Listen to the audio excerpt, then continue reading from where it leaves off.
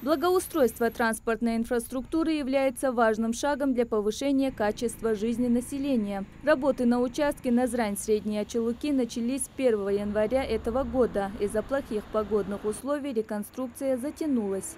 Дорога имеет ширину покрытия 8 метров. Это что соответствует третьей технической категории. Длина дороги 2 километра 124 метра. Работы, которые проводились на данной дороге, это местами восстановление основания, усиление слоя покрытия, восстановление бортового камня и технические средства организации дорожного движения. На автомобильной дороге ремонтные работы завершены. Сейчас выполняются разметка и установка дорожных знаков.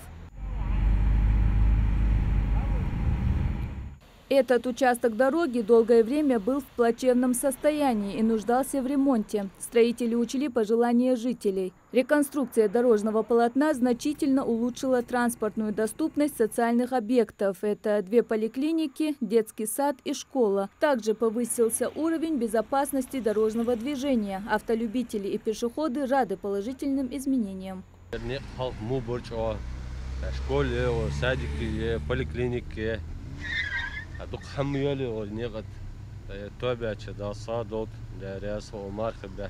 Дорога очень хорошая, гладкая, прямая, без трещин и выбоин, без ямок. Ямы всегда мешали проехать. Машина могла сломаться, диск мог погнуться. Сейчас довольно-таки все хорошо, отлично. Я лично очень доволен.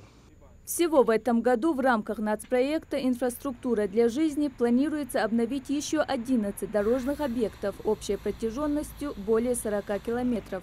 Мадина Богатырева, Акрам Адасхоев, Магаз 24.